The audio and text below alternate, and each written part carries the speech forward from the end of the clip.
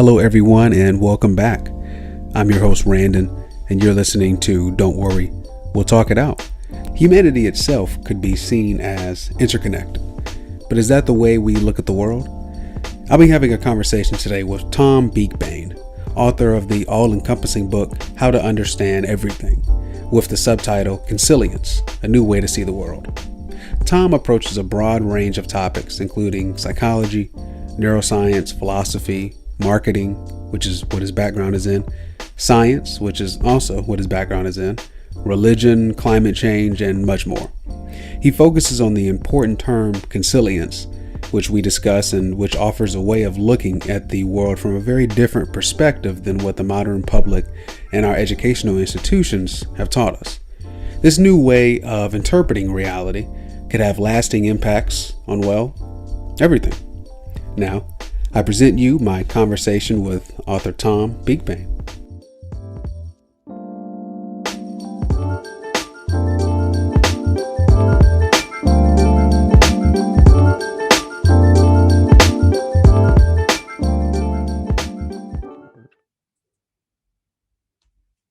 Okay, welcome back to Don't Worry, We'll Talk It Out. I am joined by author and polymath. I call you a Eurodite.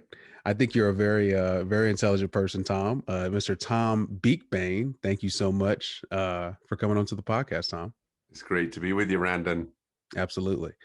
Tom, to start, I'm going to give a little intro, of course, for you at the start of the podcast. But would you mind telling the audience a bit about yourself? Well, I'm Tom Beakbane. I live here in Toronto, born in the UK, was fascinated by science and the natural world as a kid, had trips to Africa, which meant that when I went to school, I was completely disinterested in textbook learning and sitting behind a desk. But I managed to get into a first-rate university, Durham University, where I studied neurophysiology and biochemistry. And then I went into marketing because I love art and writing and business. And I worked in London for a while with a large packaged goods company. Then I came to Toronto when I was, I guess, 24 years old, and worked for Pepsi-Cola as a product manager. And then when I was 29 years old, set up a computer graphics company called Beakbane Marketing, and I'm still running that company. Over the last many years, because I'm an old guy now, I've run something like 20,000 projects with my team, with many with Fortune 500 companies, big companies, packaged goods companies in lots and lots of different markets, drug companies, pharmaceutical, education, sexual health, it goes on and on. And that's what informs my opinion. I love science, but I've been working with real companies, real people, real products, and that's what led me to write this book called How to Understand Everything: Consilience, A New Way to See the World. Absolutely. How to understand everything. That's, of course, what we are here to talk about today. Well, Tom, before we get into it, I've been thinking about, how do we really start this conversation? And I had a funny question to pose to you. I don't even know if I told you about it beforehand, but is this book your pandemic baby?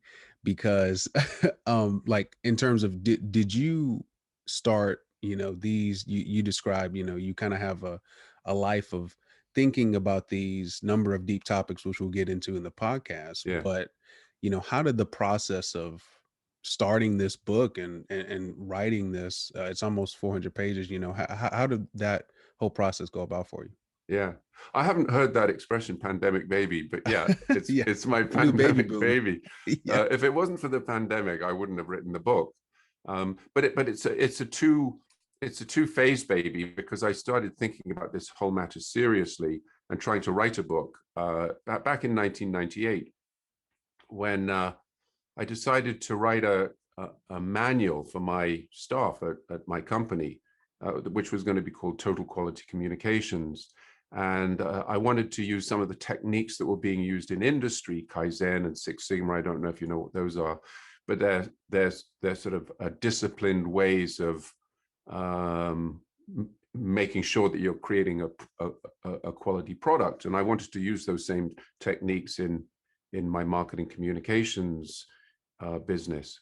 So I started reading some of the most up-to-date textbooks on marketing, and I realized that they were completely disconnected from my practice in the business day to day and what my team was doing. And so that got me thinking, why is there such a disconnect between the textbooks and what I actually do day to day dealing with people? And so I started spending time in libraries, science libraries, looking at all of the most up-to-date scientific papers on psychology, neurophysiology, biochemistry, just trying to make sense of everything myself and capitalize on all the new developments in science. And I actually wrote a book back then, which I finished in around 2000, and it was a big book. It was like, I don't know, 1200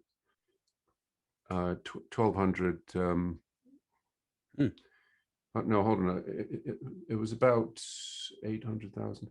Yeah, it was 12, about 900,000 words, that's right. And it had 800 citations, and it tried to be academic, but it was, in essence, it was a takedown of every idea that I read that I disagreed with. And so it was a horrible book, and there was no way that anyone would want to read it. And so I just gave up on the whole matter, and just recognized that I spent 3 years of my life putting a book together that was terrible. And that was the end of that, until about this time last year, March 2020, when I was sitting here at my computer, seeing what was happening in the news and the level of analysis that you were seeing in the newspapers and in magazines and on the TV. And I was just thinking to myself, surely people can see beyond the labels and these superficial arguments. Like, why are the journalists not digging deeper into the psychology and the human dynamics of what's happening here? Everyone just seems to be parroting the talking points that politicians create, and I've got a pretty good nose for talking points and the way political hacks create categorizations and bundle people into those categorizations, calling some bad and some good. And there was no analysis that I could see. And so just out of frustration, I started writing How to Understand Everything.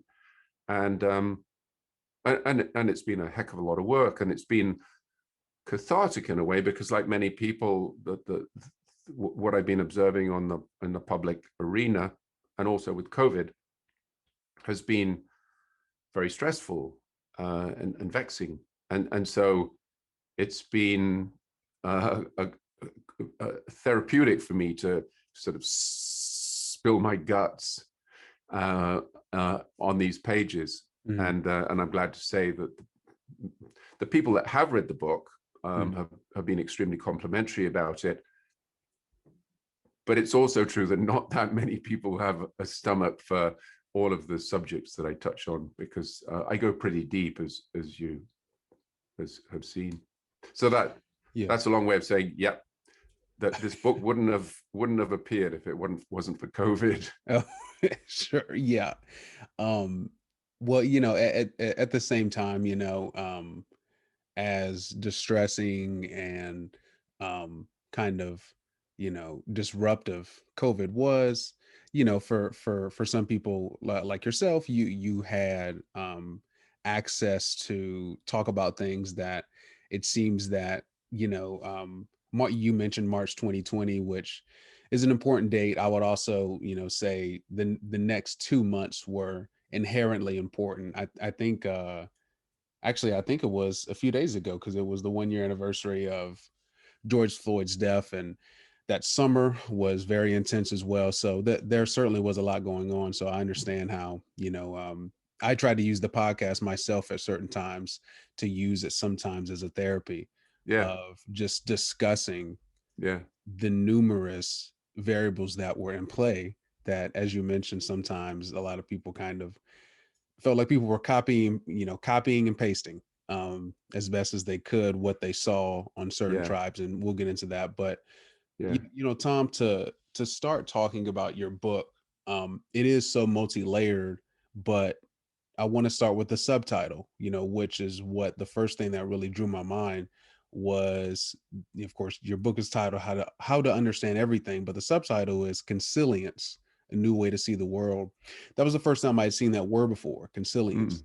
And you know, ever since I read your book, I just finished it about 2 weeks ago, and I've had Bader-Meinhof syndrome, with the word consilience. And for people who don't know that what that means, that's when you discover a kind of new concept. It can be vague, it can be big, and you start seeing it everywhere. And I've seen the word consilience probably about 5 times in the past 2 weeks. Really? And I'm like, it's so strange. I even came across a website called the Consilience Project, Yeah. which is, I don't know if you're familiar with that. Yeah. And I got a chance to, read about that. It was a man, I forgot his name, but who's the lead project of that. Schmachtenberger, I think. Yeah. Yes, Daniel exactly. And Schmachtenberger. well, he was on a podcast, this young kid about my age named Coleman Hughes, and they were discussing things, but it was interesting. But I love Coleman Hughes. He's a good Col- dude. he Yeah. he's very interesting. Coleman, I don't agree with everything Coleman talks about, but he's very interesting, very smart kid. But I wanted to focus on your term consilience, Yeah. to kind of start off our conversation. That is a term that is a key, a part of your book. So would you mind kind of explaining a basic overview of what that word means and why it's so important to you? Sure. Sure. I'll start by saying it relates to me personally because I've always believed that you have one life, and it's important as you go through life not to sort of have to change personalities all the time. So when you're at work, you don't want to be a different person as to when you're at home or when you're on the sports field or what have you. It's healthier, in my view, if you can be authentic all the time. And in my business, I deal with a lot of different people. I deal with physicians and scientists and artists and musicians and computer programmers, and and and I like to feel that these different people aren't in completely disconnected realms, and so I like to think that there's something that unites them. But the word itself, consilience, was coined in 1840 by a genuine polymath called William Whewell. He was a cleric and a professor at Cambridge University, and he coined the word not to mean coming to an agreement uh, like it sounds. He actually coined it from two words: com, which means together, and then siliens, which in Latin means jump. So it means the jumping together of different realms through insights. And so, for instance, let's just pick your situation. You're in New Orleans. You're Mhm. interested in politics and public health. You're interested in psychology, um, and those things are different. Let's say completely different realms to your interests in music, Mhm. and let's say your knowledge of evolution. They're completely disconnected. And my argument is, or my supposition is that now, because of developments on the front lines many different disciplines, history and economics, but mostly science, mostly genetics, biochemistry, cellular biology, um, evolutionary theory. We can now weave those things together because we can see what's happening in the human brain, not in sort of theoretical terms, but very matter of factly. So we can look at the human brain completely scientifically, and we can see how ideas take shape and what words are, and we can see that thinking and music and ideas and playing sport and working in a business, it's all using the same cellular machinery. And so it's not nearly as disconnected as we have imagined in the past. That might have confused you a little bit, but it's the jumping together. Consilience is the jumping together of different realms of human knowledge that allow us to understand ourselves at far deeper levels than ever before. Mm. You know, when people first, I think I'm just making assumptions about what people probably hear and think when they, hear these concepts. And I think the word consilience can go against the grain, and you describe this a lot in your book, of course. It goes against the grain of a lot of the mainstream ways in which we look at different fields. That's the reason we call them different fields, right? Physics is over here, archaeology is over here, psychology is somewhere over here, Yeah, yeah. and they're all separate, regardless of whether or not you feel whether they're a science or they're a social science, or you can come up with, they're a soft science or whatever you want to call it. They're different and they're not applicable. Sometimes they are, sometimes they're not. And I think for most people it can be difficult to kind of lump together these things, but I'm hoping that as we get more into this conversation and we describe, more concepts, it'll all kind of flow together and maybe jump together, to use your word. So Yeah, you got it, Randon. I mean, yeah, you've summed it up beautifully. If I could just jump absolutely. in there and say, Uh-huh. one of the characteristics of academia, unfortunately, is that each discipline becomes more and more introverted and specialized, Mm, and so you get kids coming out of academia and they got this siloed view of the world, but that's not how the world is. That's not how our lives actually are. We lead one life, and so academia has this unfortunate effect in not encouraging the jumping together of different ideas. right. It does the opposite of consilience in a strange way, and Mm, that's why I think it's taken me as an outsider right. of academia, because I'm not an academic, to actually say all of these different disciplines aren't as disconnected as Hmm. uh, we presume. When you walk into a library, you see, everything's completely split up. You don't see it all mixed together, of course.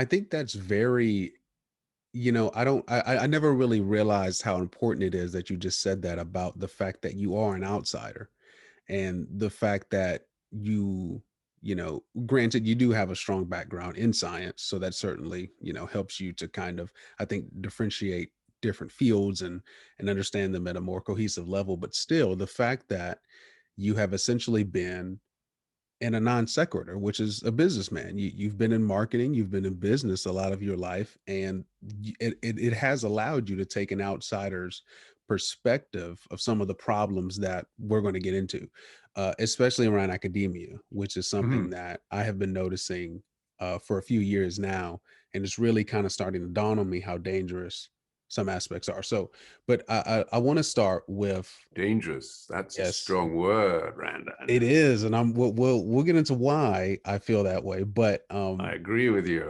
yes, well, I want to start. I think this is a perfect movement because I want to start with one of my favorite chapters in your book, which is one of the first chapters, chapter 4, which is called "The Many Meetings of Science." Uh-huh. And this chapter brings up a number of problems related to the modern scientific field. So it Yeah. seems that you feel science itself, and of course, correct me if I'm wrong, it can take on many forms of ideology, which is a strong word. And that's not something a lot of scientists would like to characterize their field as an That's right. ideology, right? Yeah. So I wanted to pose a kind of broad question to you that we can discuss. So, do you feel objective science is possible in the modern world? And does its ideology, or could its ideology hinder its progress at the same time? Yeah. Yeah. That can take us in so many different directions. Yeah. Um, I want to start by saying the practice of science has been astonishingly effective at creating the modern life as it is, and if you like, civilization, and all these incredible devices and the high standard of living and our longevity and health.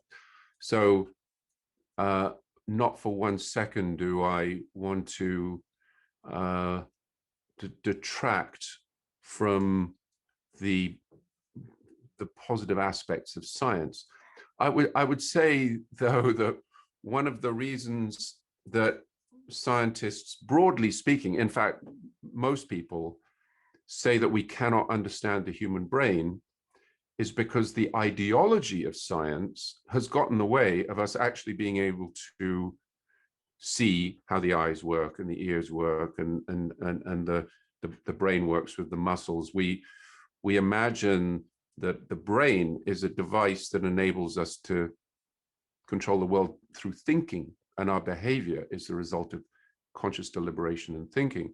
And I would say that that idea has been the result of what might be called modernist philosophies. The idea that the human brain is so much superior to animal brains, and I would argue, well, just look at genetics and transcriptomics and cellular biology. The difference between a cell in the human brain and a cell in a mouse brain, or even in a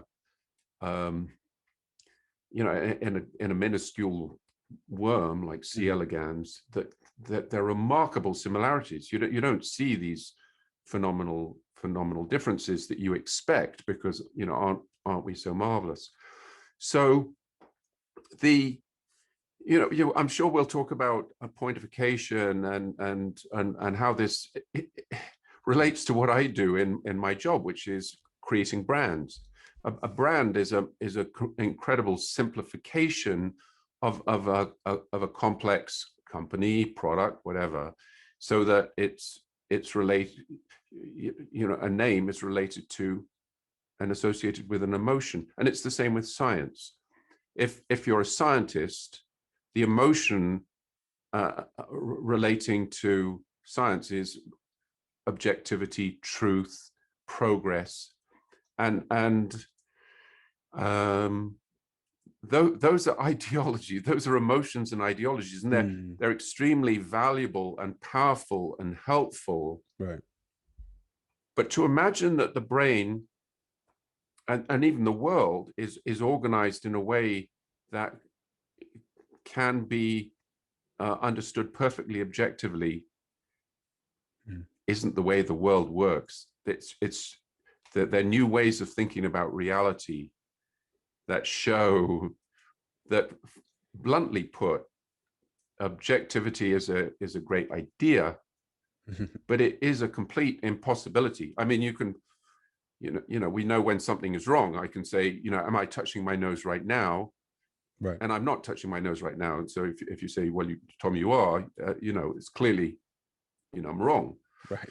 Um, but when it comes to more complicated concepts uh, in science, you you're always using language. Whatever it is, you have to use language or symbols of some sort, and language is constantly evolving. And if you face that fact, then you realize that science is a social phenomena. Mm. It can't exist independently of humans doing it. Science is a human creation. It doesn't exist otherwise. Does You that make sense? it does make sense, but let me use an example that you give in your book, because you use you say, you know, you use the example of talking to high school students, right? Yeah, And students learn about science, when they're, I don't know, you kind of start in fourth and fifth grade, you start learning basic biology. And, if let's say you were a teacher, Tom, and you got in front of the class and you said, science isn't real, neither is temperature. yeah, But we're yeah, going to describe these concepts, in depth today. The kids they would have no idea what's going on. They would go, what? Like, of course it's real. Well, but you're describing the construct of science. yeah, But let's talk about my field for a second, and let me see if this makes sense to what you're describing. yeah, In my field of psychology, there are lots of debates about whether psychology is a true science, a hard science, soft science, whatever you want to call it. Um, there are absolutely uh, objective truths in that, in these assumptions about whether science is the right, psychology is the right way to approach, life, and things like that. And I love getting into these type of conversations because they can be very myopic to some people, right? hmm Because, I think you specify in your book, you say, well, what do we mean when we talk about science? There's so many different fields. And what I think happens with a lot of these broad fields is that there has to be a way to generalize these fields in the best way possible, so that a majority of people understand what we're describing and what we're trying to accomplish, right? We always have to accomplish something in science. And I think the way you kind of hint on the fact that regardless of whether or not science itself, the concept, is bringing us progress in certain ways, it can certainly hinder us in other ways, in the fact that even science itself can become its own worst enemy, in my opinion. So I wanted to ask you, are you familiar with the term scientism? yep, Oh, absolutely. absolutely. So you talk about Richard Dawkins a lot in this book as well, and I think you kind of tear him a new one, which I think he kind of deserves it sometimes.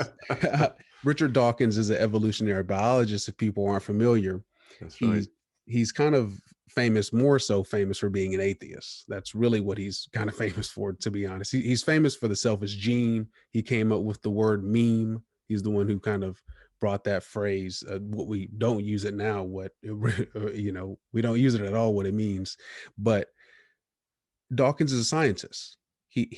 But he also believes in scientism. He believes that science will be the objective bearer of truth in all forms. It's going to lead us to the perfect, factual, rational, logical utopia that scientists want to an extent. But the field of psychology, to me, kind of shows that that's not true. The field itself of psychology can show that that's not true at all. Psychology is trying to get a grasp of these abstract representations of what it means to be human, right? Yeah, Things like emotion, things like depression, which, people love to talk about depression and anxiety nowadays. And we have biological and chemical basis of these things. but sometimes they're hard to pin down because they differ from person to person. They differ in how the actual pathology of these things comes out. And it makes it hard to quantify these things into studies. That's why psychology has a problem right now in terms of its ability to replicate studies, which is very dangerous to the field. And I guess I'm kind of going on a rant here, and I want you to, to respond to a lot of that. I know I'm Well, throwing I a want lot you to at you. say something I disagree with. Oh, well, I mean, but the reason why I think I'm happy that you talk about this is that it really is a big problem when we have a word like science that can be manipulated in various ways, and it can really distort what we're trying to accomplish in different fields. Does Yeah. that make sense? What I'm kind of Yeah, it does. And I'm wondering which direction to go with this because there's so many interesting angles to what you're mentioning. Um, how about we talk about what's happening in the educational system right now, because I think okay. that's something that everyone can relate to. So when I went to school a long time ago, I was very fortunate in that I went to amazing schools that had science laboratories that, remarkably enough, were left unlocked. So in my spare time, I could go in and mess around with all the reagents and the equipment with my friends, and we knew where the key to the reagent cupboard was, so we could unlock all the different cupboards and take out the chemicals and create create explosions, and have some fun. And when I went through the whole educational process, I hardly ever was given a multiple choice test. So I was never led to believe that the education was all about remembering facts and things that were right or wrong. I mean, in mathematics, of course, things that can be absolutely right or wrong. Right.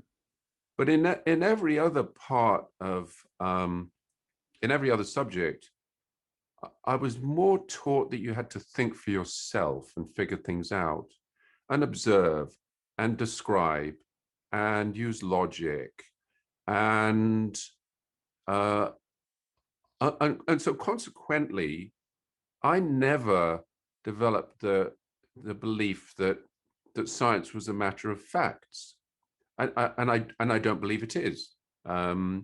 I believe that science is made up of millions of different ideas that are practiced by tens of millions, if not hundreds of millions of different people with different backgrounds, and that that a true science comes down to very specific observations that are written up in papers that you can argue about.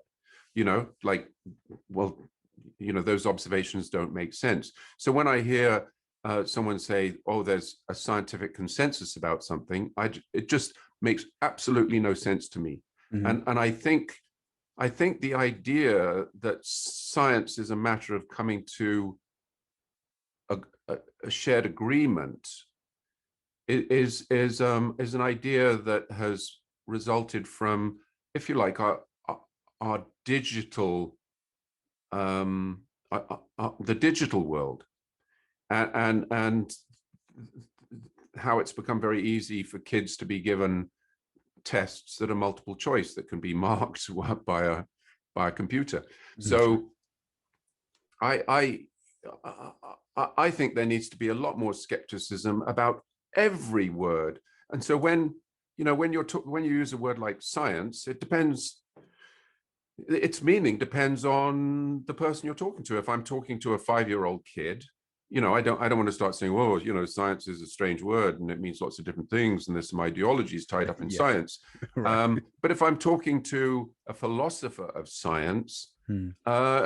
we can go deep on the psychology of the word. if I'm talking to a neurophysiologist, I can say, well, this is actually what's happening in what I term the neuronal orchestra. And you can be very scientific about a word like science, which can be used as what I call a tribal banner. Either you believe in science or you don't believe in science. Right, right. And whatever that means. When you're using it in that way, it's pretty much being used in the same way as you would say, what do you believe in Jesus Christ? Do you believe in entropy? You've never seen entropy. Well, why the hell do you believe in entropy? You've never seen it. What's the evidence of entropy? Well, it's a frickin', it's an equation on a piece of paper, and you believe in it. I mean, that is as idiotic in my view as saying, well, as any belief. I mean, it's as real and as helpful as believing in religion. Okay. But it depends who you're talking with. Oh, of course. As to your level of comprehension. If you're talking to someone who's smart and can think things through like you, then you can get into the ideology of it. But you've got to be careful, because you can quite easily be seen to be a non-believer, an outsider. Well, okay. Let's try to relate. I've got a lot of things relating to when you described when you wrote your book, right? The craziest year of all, of 2020, and science. And I love that you say that. Either that's such a common trope. It's one of the most annoying things I've ever heard in my whole life. Either you believe in science or you don't. I don't even like to use that word believe in the same sentence of science. I just think it's so strange to me. It's like when people say I believe in evolution. I've always thought that's one of the strangest things to me to say. And I would never say that personally. I would never use that word believe, because belief is supposed to be incompatible with science in the modern times. And I like how even in your book, you specified that that wasn't what it originally was. It was actually really closely tied together, especially with people like Isaac Newton.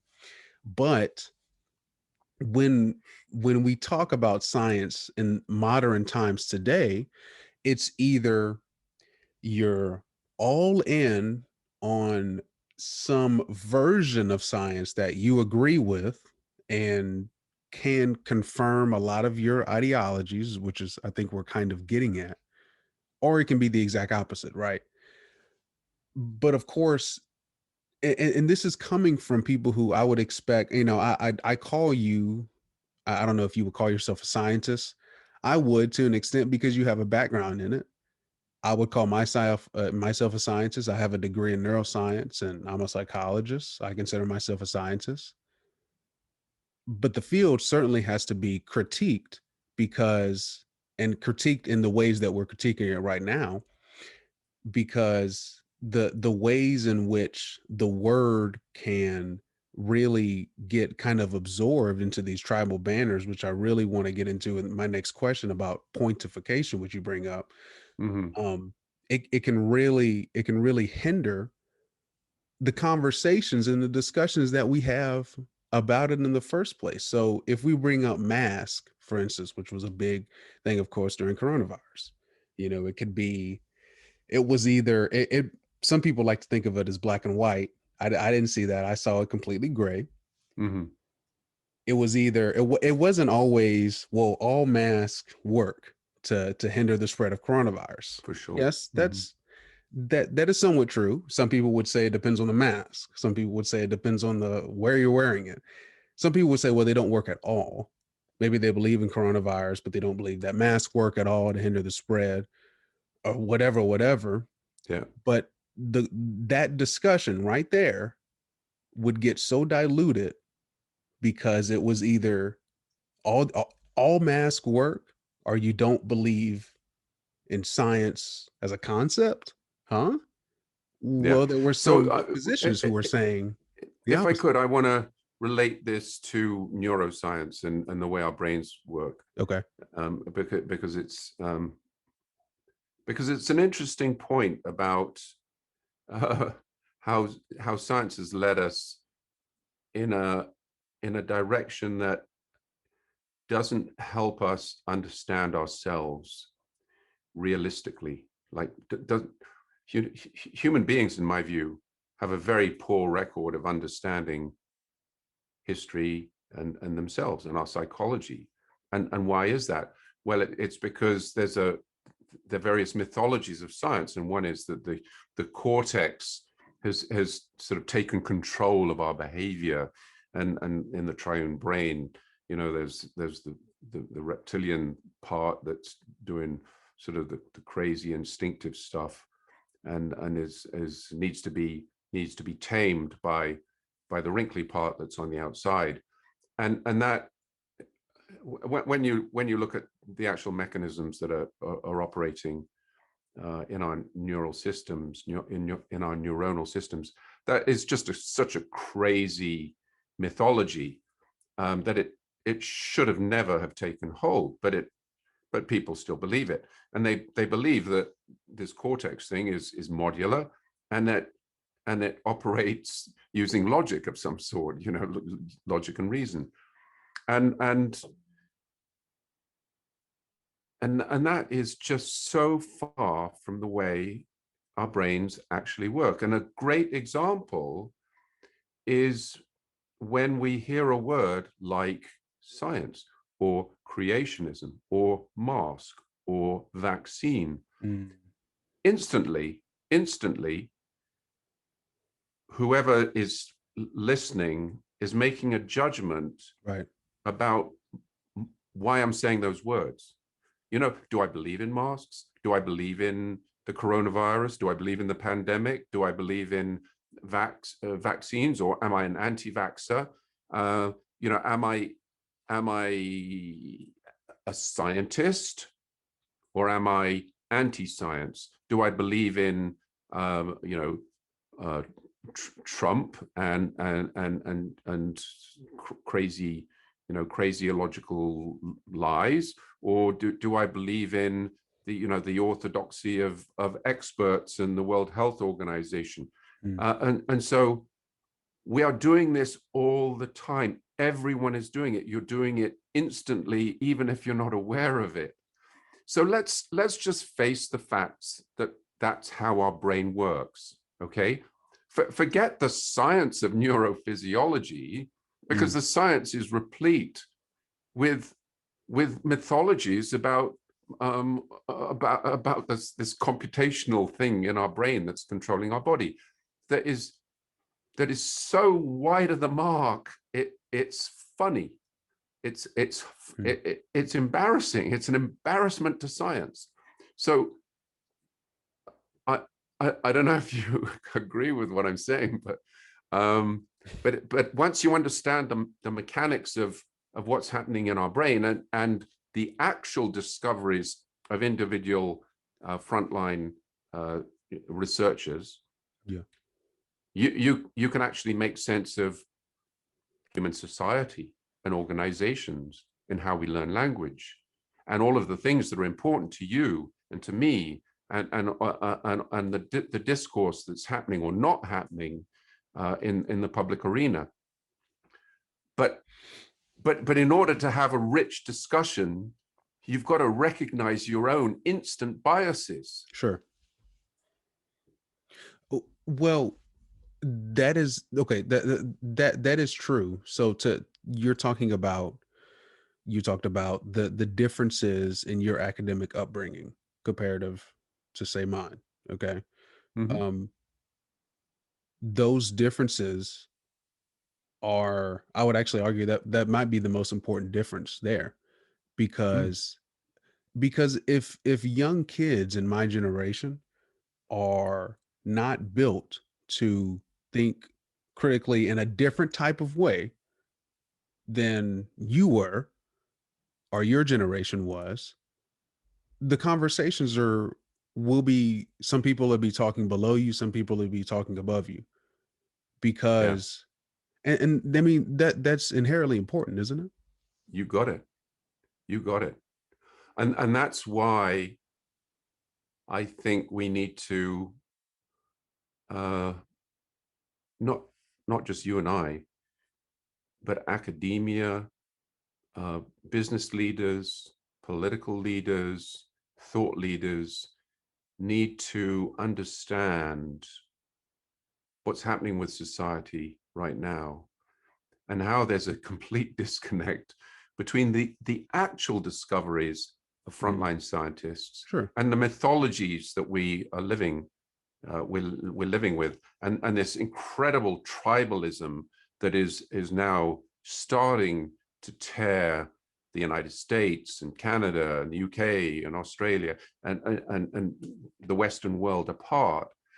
We need we need to be doing a better job with our kids, with the next generation, because in the direction we're headed now, how can I put this? I'm glad I'm not going to be around. But I have two lovely girls, and I hope future generations thrive. Yeah. But on the current trajectory, I can only see disaster ahead. Well, nice. I know.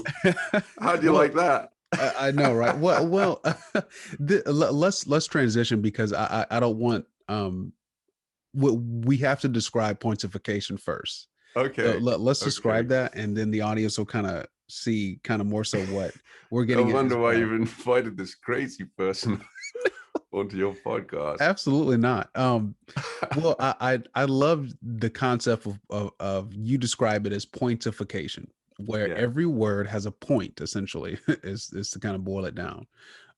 Words, complex ideas, they become distilled, and they become, in a sense, in my opinion, simplified, and they have to be. I think they have to be for certain reasons, for, as we're mentioning, to describe a complex word to a younger generation, but you have to do it in the right way. So I've talked about this on the podcast before, in that large, complex words like white supremacy, or socialism, or neoliberalism, which is such a buzzword for the left now, they become buzzwords, as I just said, for certain tribes, whether it's left or right. And in my opinion, they lose their original meanings as they become more distilled and simplified. Why do you feel this concept is a problem in our society? Because you have a whole chapter in your book dedicated to this. Well, pointification is just the way our brains handle complex matters. So pointification is just a neuronal fact. So it's not intrinsically problematic. Our brain is handling vast amounts of sensations, and we need to distill those sensations down into recognizable objects and attach those sensations to words, and so we can communicate. So pointification is just a fact, but it becomes a problem when you get different groups looking at the world differently, and so words build up different meanings that are contrasting.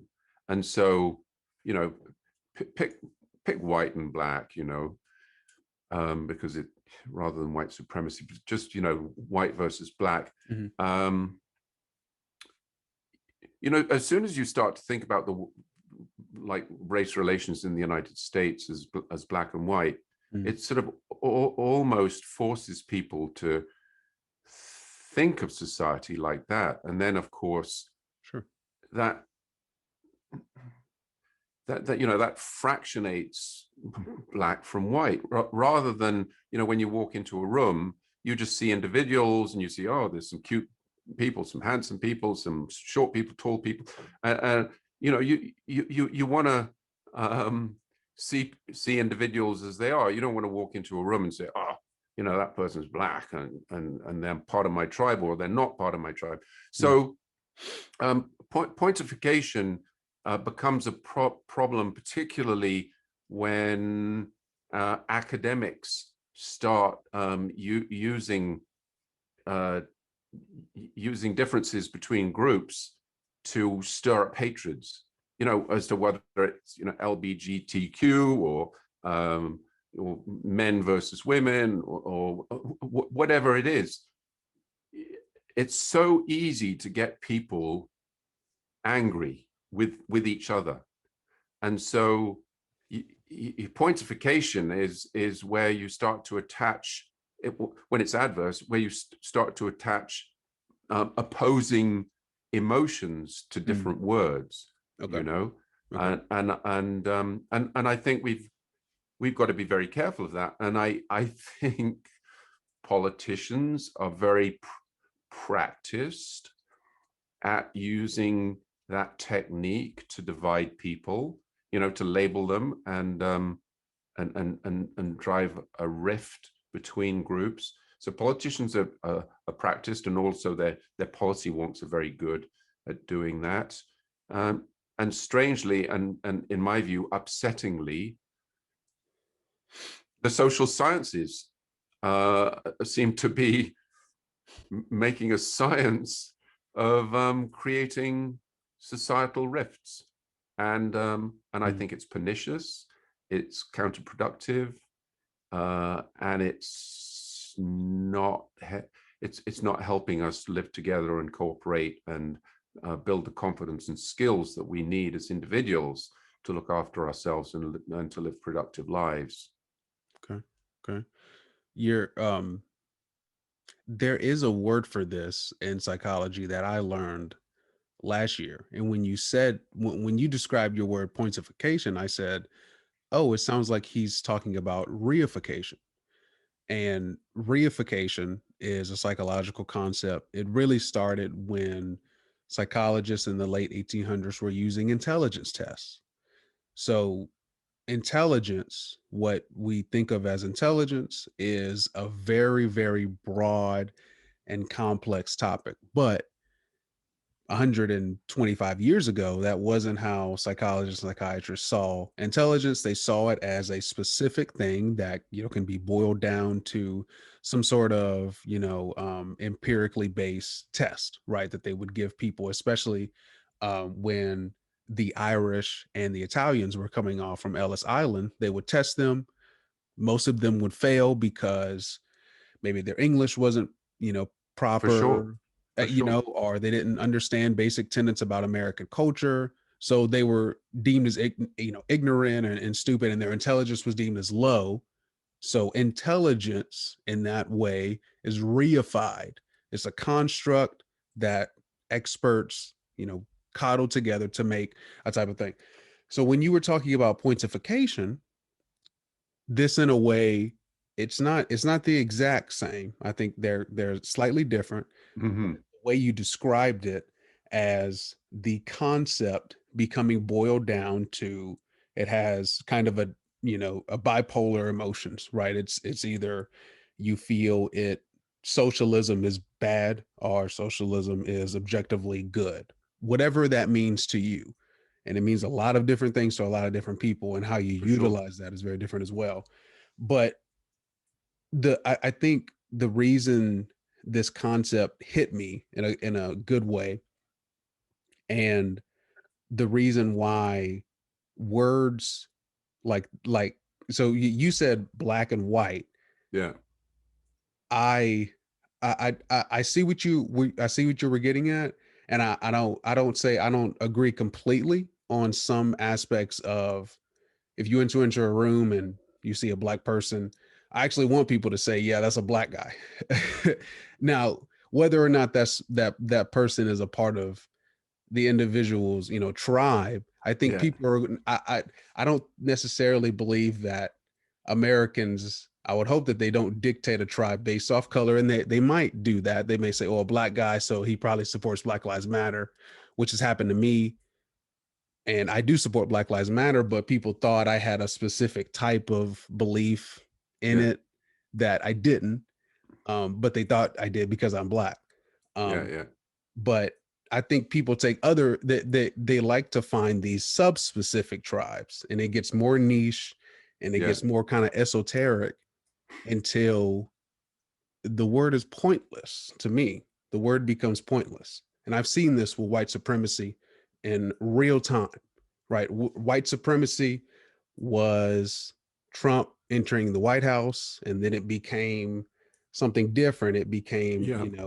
different way. It became educational sometimes, it became legislative sometimes, and or maybe it was the broadest concept of all, right? Christopher Columbus coming here. That is white supremacy.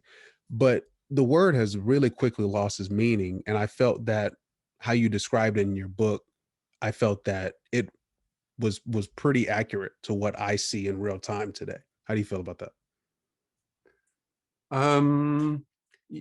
Yeah. I don't think I wouldn't use the word pointless, Mm, because what's important is the immediate emotions that are attached to, let's say, the way someone looks. mhm. So let's go back to intelligence, which is certainly different. I mean, it's pretty obvious that some people are smarter than other people. You know, Sure. they're people who can't tie their shoelaces. They're people who can't add up. They're people who can't string some ideas together. And there are other people that are brilliant. And logically, one can attach some science to that, and Mm, give people tests and put them on this sort of this scale of IQ. I would say that at a certain point, the the intuition about our sort of relative smarts um, becomes, quote, scientific, and it becomes sort of baked into this one-dimensional the score, and I think that can be very counterproductive for individuals and societies, because the brain the brain doesn't work primarily through logic. The brain works through movement. That's what we do when we write, when we speak. It's all muscular, but we don't think of that. We think, oh, okay, thinking is what determines our behavior. And I would say, if you're being very intelligent about human capabilities, you'd recognize that, for instance, doing rap or music or making things, crafts, cooking, whatever it is, raising children, those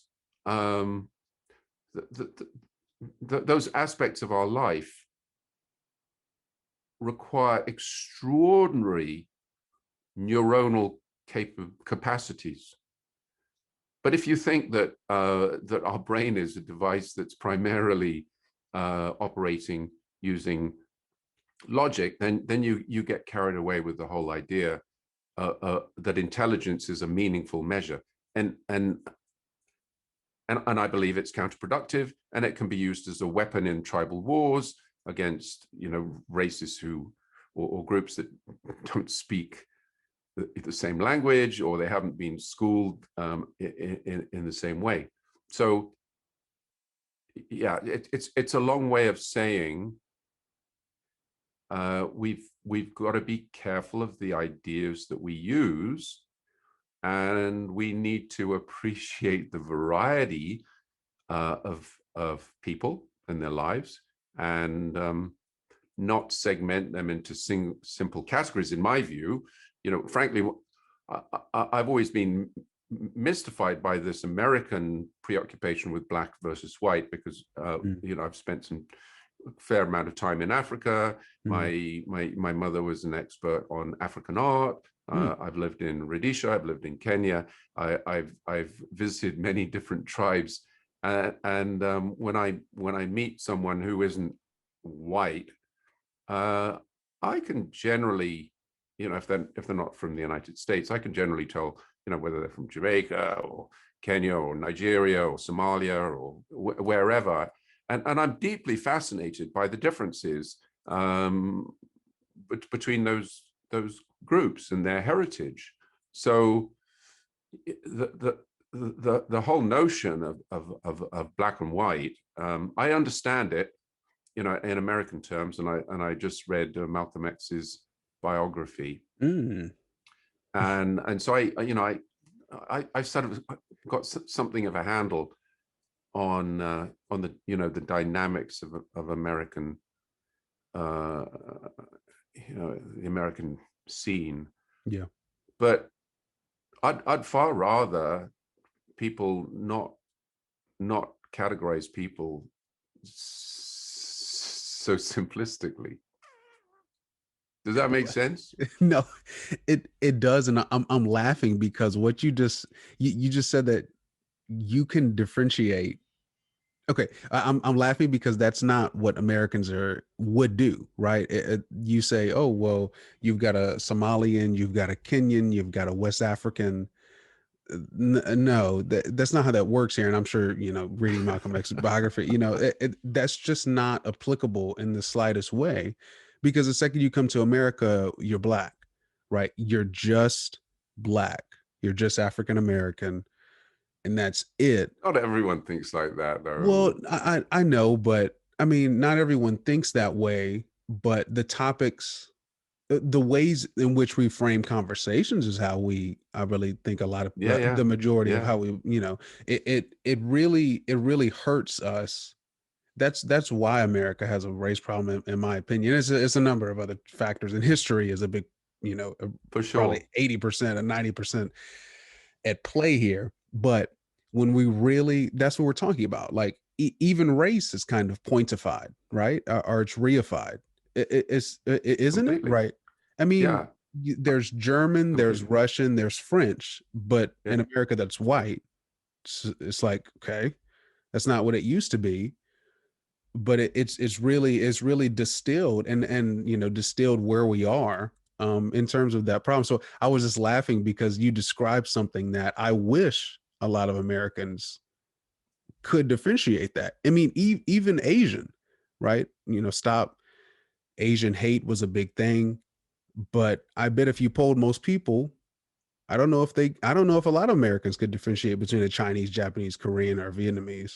Oh, you see, I've visited many of those countries, and so I'm fascinated by the different cultures.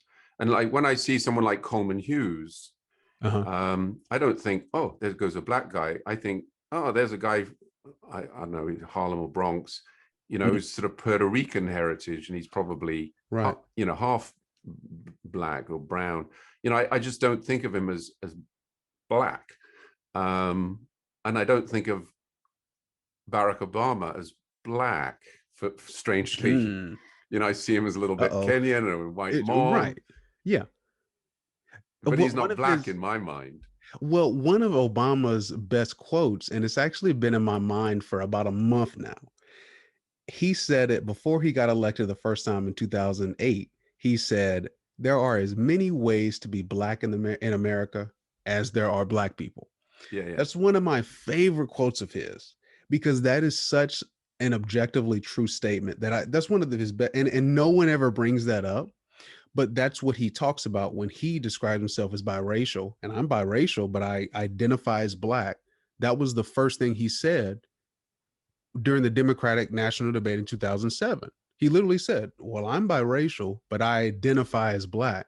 And that's what we're kind of getting at some of the how humans themselves will pointify race. But um Yeah, if I could just interject here and uh-huh. say, consilience, well, in my book, I explain a really, really, really deep concept that consilience is based on. And that is this whole idea of bottom up versus top down. So the human brain understands the world in terms of categorizations, black and white, and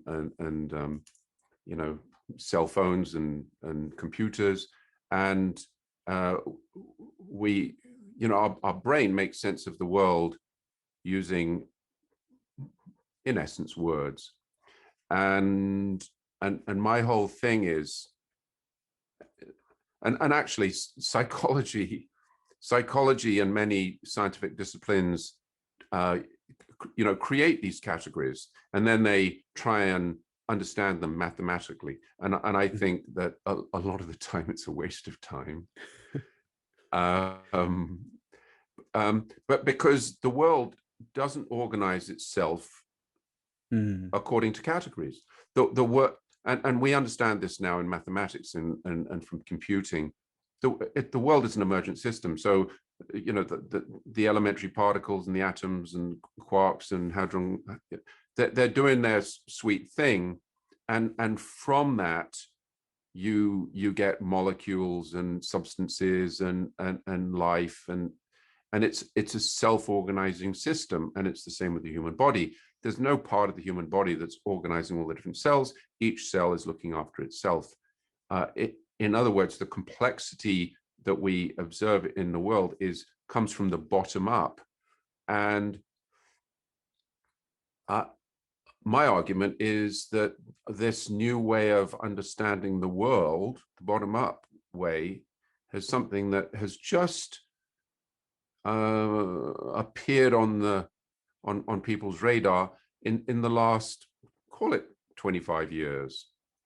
And it's partly come about because of the power of AI and machine learning, where we've discovered that you don't teach a computer to do something by coming up with logical rules. You just feed it massive data sets, and then the algorithms inside the computer, the chips actually, if you like, do the categorization, do the thinking. So it's not logic that powers AI. It's artificial intelligence, and it's a little hard to get your head around. But the development of computing and AI has enabled us to see that the brain actually, each neuron in the brain programs itself. So there's a completely different way of understanding the world. And my whole thing is, and if you want to talk about the various tribes, my whole thing is, actually every individual is different. In fact, every atom, every particle in the world is different, because they're in different, moving in different ways at different times. And so every individual is unique, and that is that's in my view an unassailable fact. But in some strange and very, very deep ways, it completely upends scientific viewpoints, which are top down, right, and relate to various laws and theories, and we've inherited those laws and theories from religion. They're age old and they're religious. Does that make sense? Well, of course it does to me. It's pretty deep. We've probably lost your entire audience at this point, apart from half a dozen. Well, if we boil it down to I mean, it does make sense. I mean, top down thinking can be it makes sense. We look at to use American culture again as a good example. We have to look at things in hierarchies. We have, when I say have to, I mean that's the mainstream ways of looking at issues. Mikhail Foucault, talking about power dynamics and power structures are in everything, right? I mean, power, that's kind of a word that's been pointified as well, right? Absolutely. I mean, power is thrown around everything, right? Politicians will bring up power, and next thing you know, your psychologist is mentioning power during your psychotherapy. And I'm like, okay, yes, this is kind of the top down thinking, right? Everything has a structure, and I think you have a good quote. I can't remember who said it, but it was from maybe the Eiffel Tower. If the Eiffel Tower Mark was Twain. Mark Twain, exactly. Yeah. If the Eiffel Tower was basically the history of civilization, and then a man gets on top and he paints the top of the Eiffel Tower, just a little speck of paint, It's what humans the would go, oh, it's that's what why the the Eiffel Eiffel Tower Tower is was for. built. Yeah, That's that's what right. it was for. It was for this little beautiful speck of paint. But Yeah. that's just humanity's contribution to civilization, of Yeah. course. But we're getting kind of heady here. But I kind of have a question I for just you. want to interrupt because I No, think go ahead. you've raised a very uh, important point that has implications for politics and just the way we think about society. You say, well, we have to think about society in terms of power and hierarchies, and I would say no. Okay. I would say no. I think a far more productive way of thinking about how we can live together and be productive is actually from the bottom up.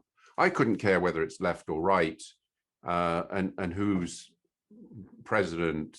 Whether it's Biden or someone else. I really couldn't care as long as the system, and I guess you could say this is libertarian to a degree, as long as the system is enabling the likes of you and your buddies and school kids, as long as it's allowing you to create a valuable and productive and rewarding life.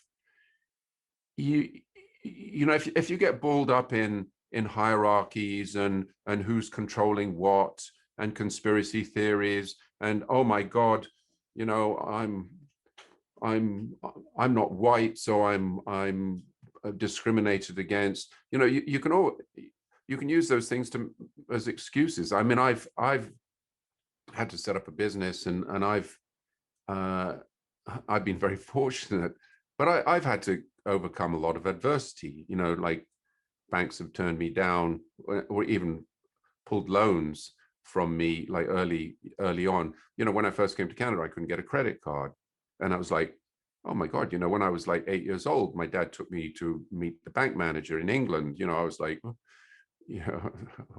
Mm, as an 8-year-old, I had more respect than I had when I first came to Canada. mm. So what I'm saying is that there's a different way of thinking about society, which is from the bottom up. And it would be my dream that the folks that are leaving school in New Orleans and Mm. Jackson and wherever you went to school, every single one of them, doesn't matter where they're from or the color of their skin, every single one of them has the confidence to, if they want, set up their own business and succeed, or become doctors or lawyers or whatever the hell it Sure. is. um, and if they have confidence and no one's standing in their way, we can end up with a society that thrives, where people can cooperate and live productive and, on the whole, happy lives. I I wanted to ask a quick question to you that I've been thinking about a lot, because when you describe, you know, and I said we must look at, society in terms of power structure. I didn't mean that I necessarily look at it that way, but most of my life has been taught to look at life that way. In my 24 years I've been on, alive. So when we talk about, when you describe looking at society and cultural issues or political issues from a bottom up perspective, like, could you give a pertinent example of how that would look, if in terms of, I don't know, I mean, just any example that makes sense to the audience in terms of here's how we would look at a perspective nowadays, right? With maybe some incident. You're in the corporate structure, maybe some incident in the corporate structure. You have your boss has power, right, over, say, some worker, and the worker does something wrong. That how they're going to go about that is going to be through a power structure, or normally how we would look at top down how will we look at it from another perspective? Okay. Does that make sense? Okay. Yeah, it's a good question. And, Yeah. and I'm just thinking of the best way of coming at that. And I want to do it in two ways. One is a personal anecdote, and then also I want to talk about a chapter in my book called Good Morning and Mean It. Okay. And like a personal anecdote is, when I came to Canada, I had an amazing boss initially, a guy called Colin Moore. He ended up being president of Starbucks Canada, and he was a super bright, intelligent, encouraging, positive person. I also had a boss at one time that was extremely insecure. And I sometimes went into the office on a weekend to get some stuff done, and he would come and plant himself in the doorway and berate me for fucking up and potentially bankrupting the company, and I didn't know what I was doing. And then one Sunday evening, he called me at home and he said, "Don't come to work tomorrow. I'm firing you." And I go, have you talked to the marketing director about that? Uh-huh. And he said, "No, I don't need to." Anyway, I called the marketing director and I said, "Am I fired?" And the marketing director said, "Well, no, come to work." So you're always gonna come across people who are jerks, okay? And you're gonna come across people who are great to work with and you can learn from.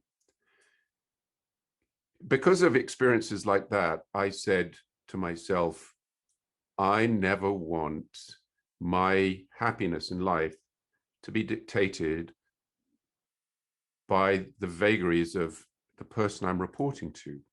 If I don't have control over who I'm reporting to, I'm always going to be at the risk of being unhappy. So I made the decision shortly after that to set up my own business. And unfortunately, I had the education and an idea, using computer graphics that enabled me to do that. And actually, I became, let's say, remarkably successful and wealthy for a 29 or a 30-year-old kid. Mm-hmm. I'd look in my bank account every month and it would be, holy smokes, right? Where's all this money come from? And it was unbelievable. But that was because I was lucky, and I chanced on a sort of a way of doing business that happened to work out, and the stars aligned, and it worked.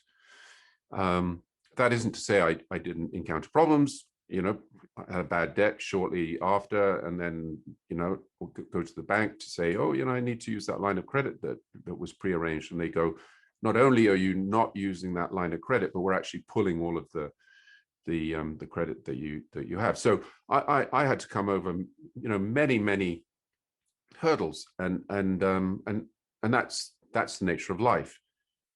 It's never necessarily going to be easy. So my hope is, and I write about this in this chapter on education, is that kids learn the skills that enable them to contribute to society in positive ways. And I think one of the characteristics that has been occurring in the educational system is that the educational system has been tailoring their techniques to people who go on to university and sort of white collar jobs. Yeah, they haven't been they haven't been teaching people to capitalize on their interests, and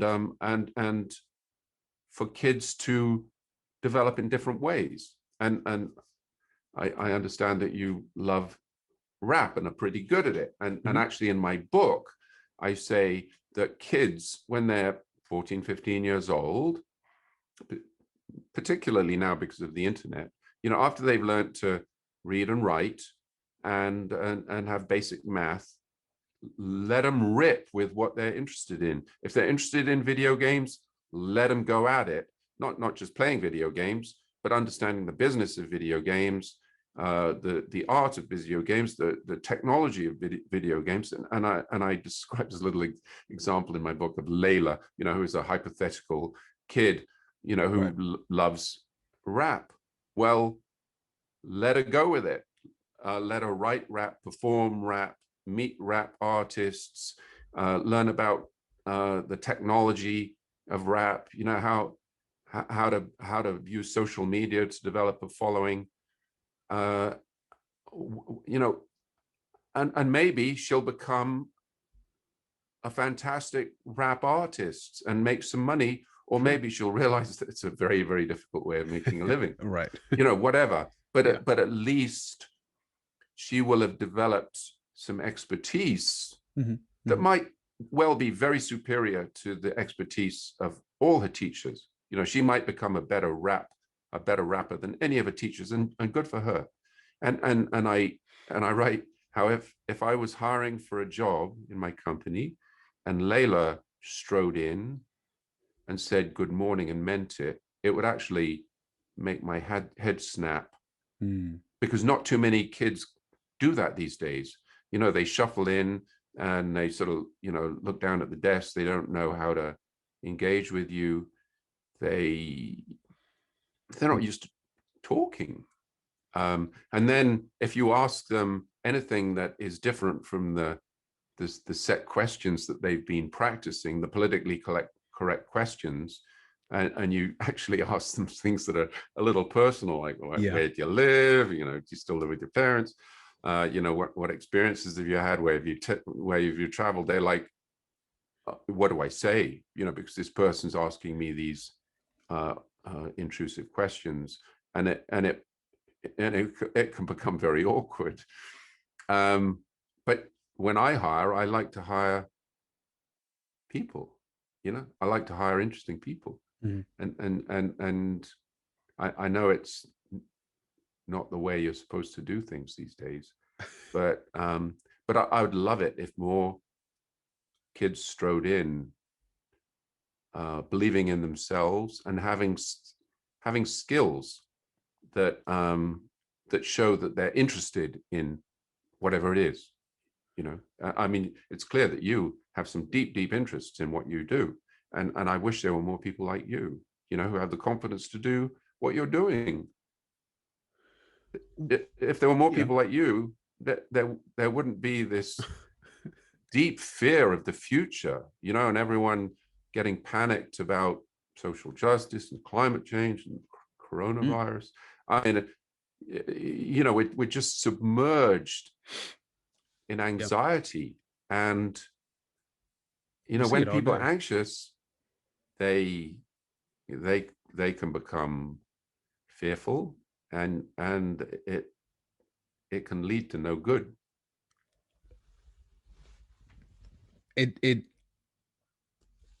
I got lucky, Tom. How did you get lucky? I got lucky because the things I'm interested in are what I'm doing. Like, why is that lucky? The reason it's lucky nowadays, and you just described it, and children nowadays don't have people will bring it up in the education system where, like, it's almost like we need trade schools. Kids should have time to divulge into things that they're interested in. And it happened to be me. My entrance into all this stuff was being a 14-year-old kid and picking up Crime and Punishment, and it blew my mind, and that's what got me interested. Dostoevsky, like, Yeah. Really? You know, and I was a young kid. I probably understood 30% of the book. You're a little weird, Randon. My girlfriend was like, "You're so serious." Like all my books are like super serious. But that's what I love, you know? And Cool. it just so happened that that introduced me to neuroscience. And you know, neuroscience introduced me to philosophy. And then philosophy introduced me to, you know, clinical psychology. Like it just kept going. And when I say I'm lucky, I could have been doing, you know, I could have done anything else and it wouldn't make me happy. I'm sure I would be a very successful lawyer. I think I'm a very good orator and I could study law and I bet I would be fantastic. I bet Yeah. I make a lot of money. Yeah. You know, I bet I'd be great. I wouldn't be happy, but if I had been at a particular school, you know, at a particular type of education that kind of, in a way, kind of drives you through that pipeline, like you're describing a white collar pipeline job, without me investigating my interests individually as I did outside of school. I didn't do this in school. I didn't read Crime and Punishment in high school, which some people did, but I didn't. And so that's what I mean when I say I got kind of lucky in a way that just my interests are converging with my purpose, and then my purpose is converging with my career goals, you know? So I think, and my mom is an academic. She had her Is she? PhD in college administration. Yes, sir. So when I think about academia and like having to change that, it is needed, but it seems really, really difficult. It seems like a major you know, upheaval of literally you're flipping the top on people, Tom, you know, top down to bottom up. How do Yeah. you feel about that? I mean, I kind of want to move on to our discussion about tribes because that was We'll one of be my here all favorite day. parts of your book, and I hope you know this can be like kind of our topper for Okay. our short discussion, Tom. So you bring up this is one of the later chapters in your book. I think it was one of the 20s. Yeah. You basically describe in American culture. You say that there are three tribes here. Yeah. You've got the climb higher tribe, the Yeah. hold firm, and the gather together tribe. These Yeah. groups are all different. They take on varied ways of looking at the world. They have different values and they're influenced by a variety of things. So, Tom, I want to, if you could you kind of explain some of these groups in greater detail? And I want to have a discussion with you after if you feel these groups are in a way irreconcilable. Yeah. Yeah. Okay. So uh, I think it's particularly noticeable in the United States, and actually, no, it's also noticeable in Canada and most of the English speaking world, and actually also the European community. The there's there's a prevailing doctrine that has become dominant in academia, and let's just, for the sake of argument, call it climb higher. And the climb higher belief is that through progress and logic and reason, we can get to a better place as society, and we can leave behind our medieval tribalism and the craziness and the bigotry of the past. Um,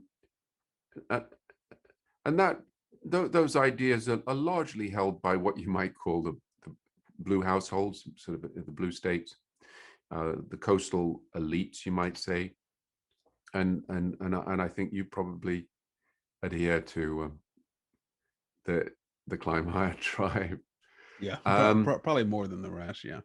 yeah, and the gather together tribe is more sort of left leaning and believes in the tyranny of modern society, and how we're tearing up the environment, and we should go back to uh, um,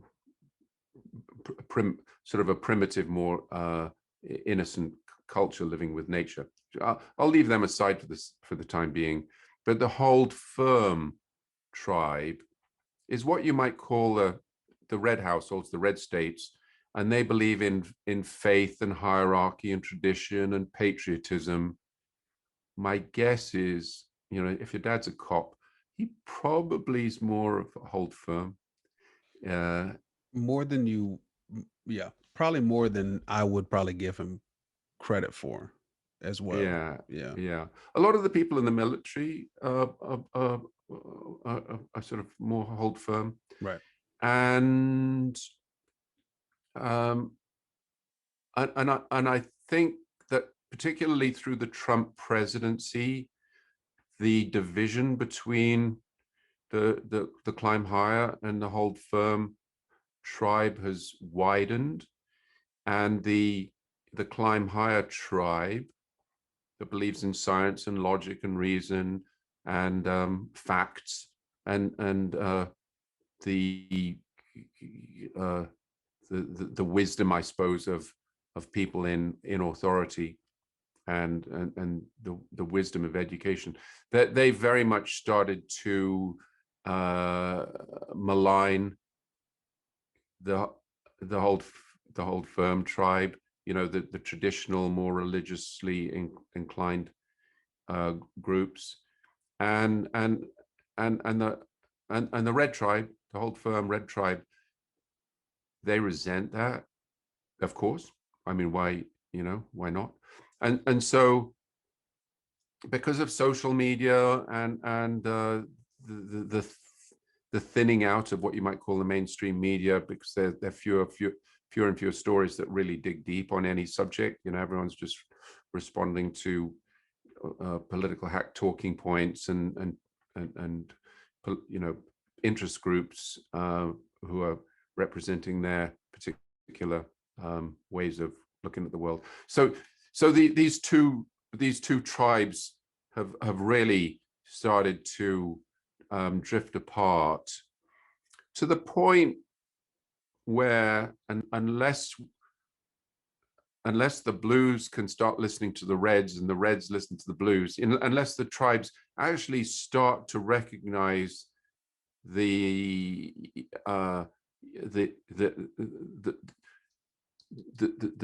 strengths and the benefits of these different belief systems, unless we can start to communicate between the tribes, it's going to end up, frankly, in civil war. You really believe that? I do. I don't believe that at all. Good. I'm not good. I think it's important that we're fearful of that, because if we're fearful of that, we can head it off. If we go, here's another crazy Tom Beakbane person who really doesn't understand the way the world works, and he, he's got extreme views, and through controlling the hate groups and hate crimes, we can tamp all that down. Like people like Tom Beakbane should just learn to shut up, and then we can sort of all come together. It's not going to happen. Right. It's going to get worse. So I would say, let's be fearful. Let's be fearful. Let's recognize just how we're on a trajectory that can very, very likely lead to war. I mean, it wouldn't take much, Randon. You'd only need one or two states to get ticked off with some of the laws that are being passed by Washington, and then some of the army bases and police forces just saying, well, I'm gonna side with my state, right? And then you get the feds coming in, and there's then it just sparks from there. I see. Okay. It's happened many, many, many, many times through history that these types of things happen. So, do we think we're beyond that? Do we think that history is now different because we're so smart? I think that is, frankly put, no offense to you, it's so naive. It Civilizations fall. I say I It's know no happened. It's happened many, many, many times. And if we're fearful of it, hmm. we can protect ourselves from it. If we think we're beyond it because we're so damn smart, it's going to happen. Well, this country is certainly not. I wouldn't say the smartest country in terms of how we interact with each other. So yeah, I do see what you're saying. You pretty quickly changed my mind on that because it was more tangible once the Black Lives Matter protests were happening and you know places were burning, to be honest, and people were weary, and that's the effect Trump had on on the American zeitgeist. But most people were, if you had asked me that a year ago, maybe I would be like, oh, I can see that happening. But that really has died down. But to comment on some of the things you said, you talked about, and I'm a big believer in having discussions and really learning the other side. If anyone who knows me, any of my close personal friends who really know me, they will know that I spend at least, I don't know, 3 to 5 hours a week watching right wing media. I watch Fox, I watch InfoWars, I watch One American News Network. I You're watch all of unusual. those. You're unusual. I know I am unusual, and I'm unusual in the fact that I've tried so hard to understand a side that I'm not a part of, that in a way I've realized the similarities between the two to an extent, and in some of the narratives and how quickly the narratives can divulge into tribal tactics, as you're mentioning. Mm-hmm. I've noticed how I mean it is exceptionally fast how fast these things happen. I mean, Mm-hmm. it's within 2 hours. This is within an hour, to be honest, even less nowadays with social media. So I completely agree with you. When if I ever bring someone who, let's say, is, some people might classify as extremists on my podcast, I would love that, to have a discussion about different things like that. Because when you don't have these discussions, what happens? We've already seen it. People's ideas get circumvented, they go underground, and they get more aggressive. They get more Absolutely. toxic, and more Absolutely. hate, fills in. You So got when it. people talk about, well, we got to ban Trump from Facebook and stuff, and to an extent I kind of agreed. I think Trump was kind of going a little wild with the election tampering, but with other people who are just normal people who aren't the president of the United States, if you want to ban all of them from your platforms, good luck, man. Because next year when they have their own platform, which they have now, things like Parler, and they get more underground, they 4chan and 8chan and Reddit, they only get worse and more toxic. Um, You so got I, it. I think having those discussions is so pertinent, but it most Yeah. people don't want to do them because they have assumptions Yeah. about what the other side is going to say. Yeah. I get really scared when people say, oh, well, we've got to keep whatever it is, white supremacists, crazy people, we've got to get rid of them, people who believe in who knows what, flat earth and Hitler. Sure. We got to, I go, no, let them go, because Right. frankly, they don't really do that much harm. Yeah. And particularly, I think it can be a lot of fun talking to these people.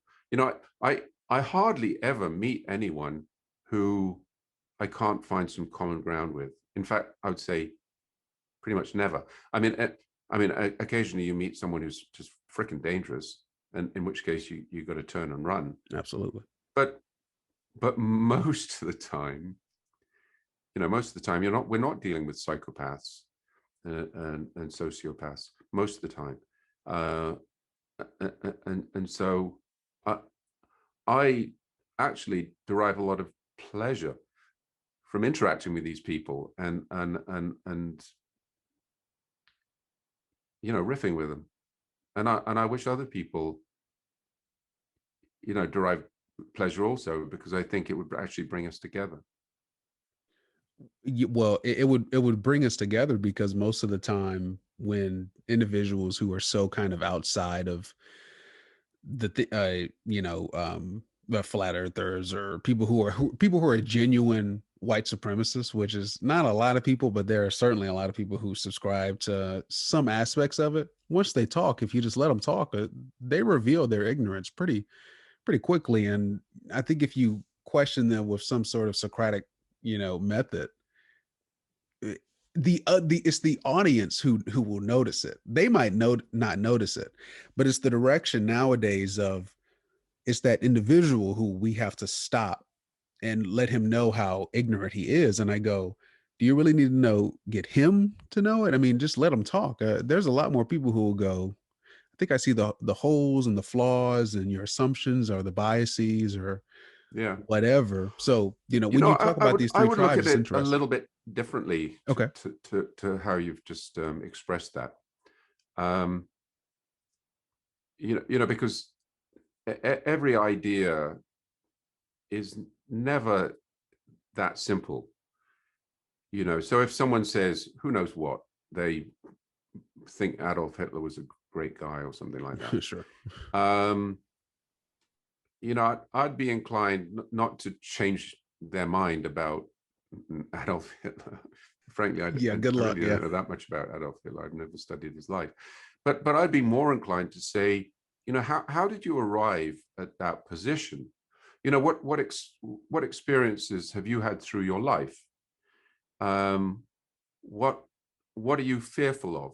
Because deep down, deep down in all of us, particularly younger people, there are fears and anxieties.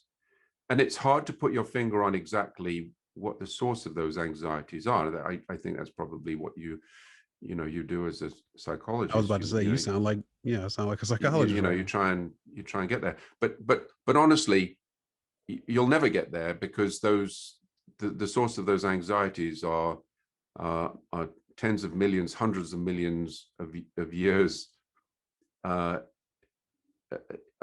in their origin. I mean, that's the purpose of our neuronal systems, to move us to a better place, and that comes from the feeling of, oh my God, something's wrong, and we need to change something. So you, you know you recognize the deep-seated nature of our personal anxieties, and then follow the story that has magnified them and then made them germinate into a specific ideology or idea.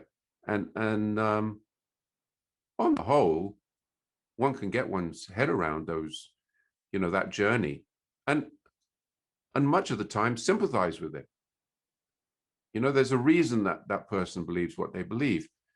Might not be nice, might not be honorable, Right. might be counterproductive, might end up in a horrible place, but you can probably understand how they got there, and that can bring you together. And honestly, in that whole process, that person goes, even though this person doesn't see eye to eye with me, Sure. they understand me. They sort of, love's us too strong a word, but they, you know, we're not on different planets. And that's a beautiful feeling, when you can have that meeting of the mind. Mm. And I think we should be aspiring to that a lot more than we are. And I believe that's something that should be taught in academia. And if you're taught that, well, you got to believe this fact or that fact, or that the earth isn't flat, it's stopping you listening. It's stopping Yeah. you listening. And that's a I, shame. That's such a deep, deep shame. I really loved how you framed that, Tom. And I'll be honest, Tom, I that what you just described sounds a lot of how I at least tried to frame some of my discussions around vaccines. I don't know if it came off that way to you, but I mean, I just did Do you want to talk about vaccines? no, no, Tom, we've gone We for got two another half hours hour if today. we're going to I, talk about I know. vaccines. We're going. This has been great. I mean, I just wanted to kind of end on that because you're describing a lot of beautiful things and a lot of things that I think a lot of good, very empathetic and compassionate people around the world try to. I feel like a lot of psychologists try to do that, to be honest, because if I'm in therapy with someone and they tell me that they don't want the COVID vaccine, it's obviously against every ethical principle known to me, um, to immediately go, well, why don't you want the vaccine? According to the CDC, and then I start, giving off not really, non sequitur statistics. That's not how you change people's opinions, or that's not how they listen to you. Just simple asking them how they got to I that. just want That's to, a really real thing. we could riff. I know for another couple of hours, and Of course. I think we could have some fun, some more fun. But just on this one point Yeah. about um, vaccines, okay, Okay. and not to get really deep into it, Yeah. but I think this is a really, really, really good example of what I call a tribal banner. It's a word that has become weaponized, Mm-hmm. okay, and what you don't realize in your use of the word is that you're bundling some pretty diverse ideas together in a way that is widely shared, particularly amongst the Climb Higher tribe, the Blue tribe. But you shouldn't believe that it's the only way to understand the world, okay? Because the polio vaccine is different from the smallpox vaccine is different from TB is different from MMR, and it's particularly different from mRNA vaccines. and how do you define a vaccine? Is it something you inject? Or is it something on a sugar cube? Is it something where it doesn't really matter there? But but like the HPV vaccine is, once again, it's a vaccine, but you can't just lump all of those different things together and let's say exclude ivermectin, which is also prophylactic. Is that a vaccine? No, it's not a vaccine because it doesn't work through the immunology system. But to bunch all of them and say vaccine good, you're using the word in a way that's very well established amongst the Blue tribe. Right. But you shouldn't presume that it's the right way or the only way, because it is not. If you actually look at the complexities of vaccines, you realize that there are a lot of there's a lot of valued sort of presumptions. There are a lot of presumptions that you're making that you don't realize you're making, because as we've sort of alluded to, Right. words are created. The meaning of words are created socially, Right. Based and on they're created context. with your tribe. And so you understand exactly what you mean by vaccines, and there's an immediate emotional hit that you have when you use that word, and then anti-vax has an immediate emotional hit. Right. Now, I'd just say, Yeah. I challenge you to go deeper on that. Okay. I challenge you to go deeper on and open your own mind. So you can still believe that it's going to be our salvation Sure. if you want, but recognize that not everyone agrees with you, and they're not stupid. Yeah, for sure. I mean, um,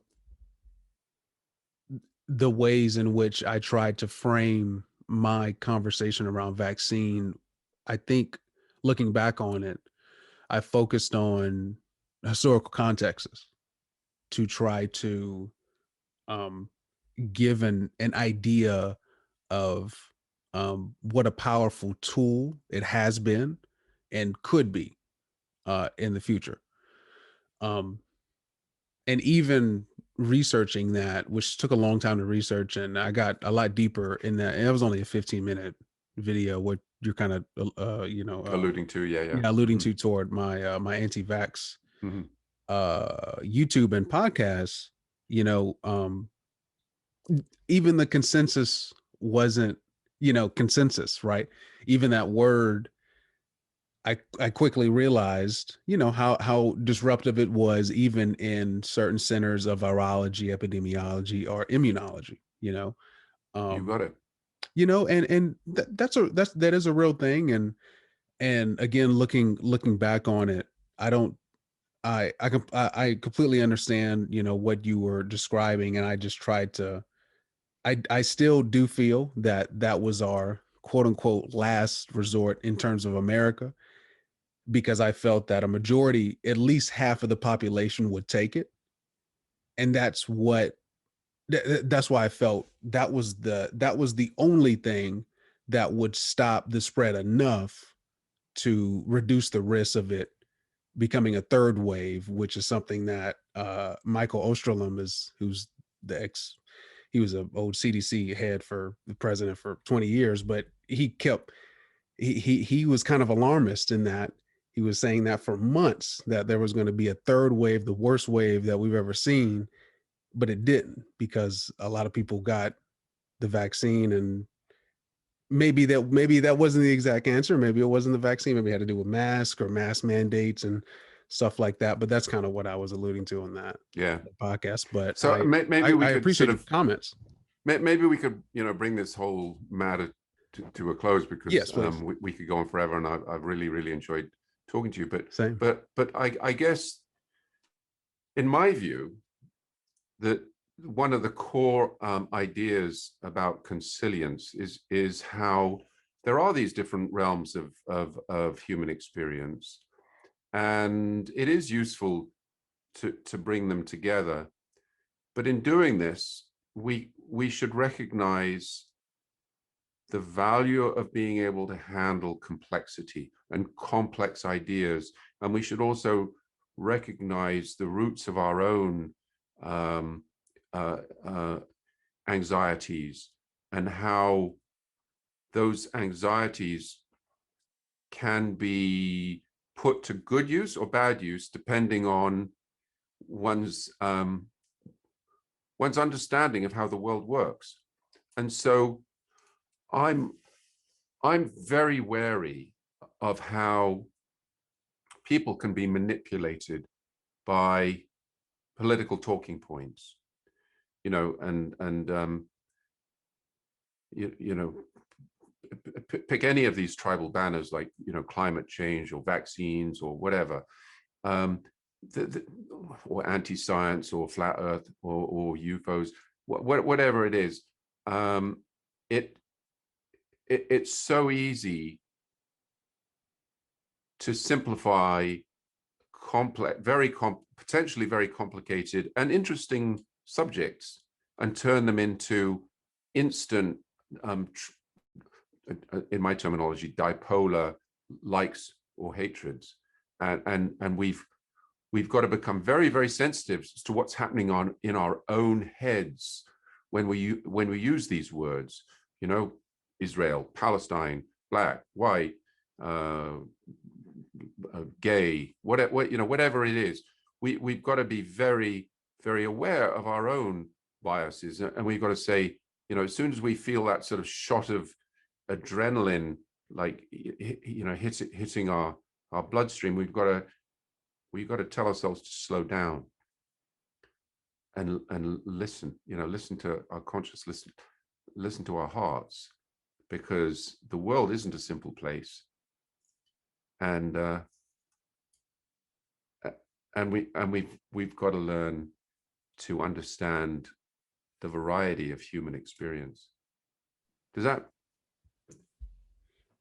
does that resonate at all? It of course resonates, Tom. I mean, especially after a lot, this deep conversation that we've had. I mean, it really does come down to a lot of times empathy, compassion, and just trying to just taking your time, and not kind of being, a quick jump. And we live in such a, reactionary culture. It's the hardest thing in the world. Personally, I feel it's really, really difficult now to do that. But if you can separate yourself from that, then it becomes easier.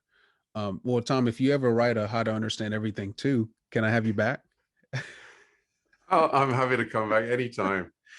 Absolutely.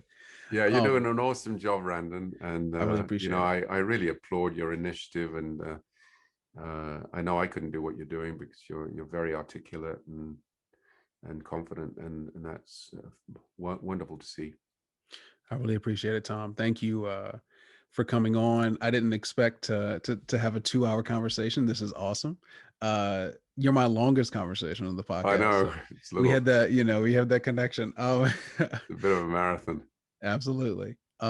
What everyone that has been author Tom Beakbane of the buy the book right here, How to Understand Everything, Consilience, a New Way to See the World. Tom, thank you so much again for coming on.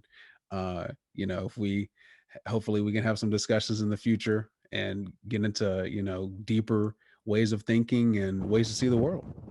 Yeah, it's been a great pleasure. When I'm next down in New Orleans, I Yes. want to head out for a coffee and talk about Dostoevsky and Crime and Punishment. A And coffee? No, you're getting a daiquiri if you're coming down. okay, one of Absolutely. those huge things with a pineapple with an umbrella. Yes, all the sugar, of Okay, course. Well, Tom, again, thank you so much. This has been Tom. I've been Randon, and you've been listening to Don't Worry, We'll Talk It Out. Awesome. That was great. take it easy, Press man. the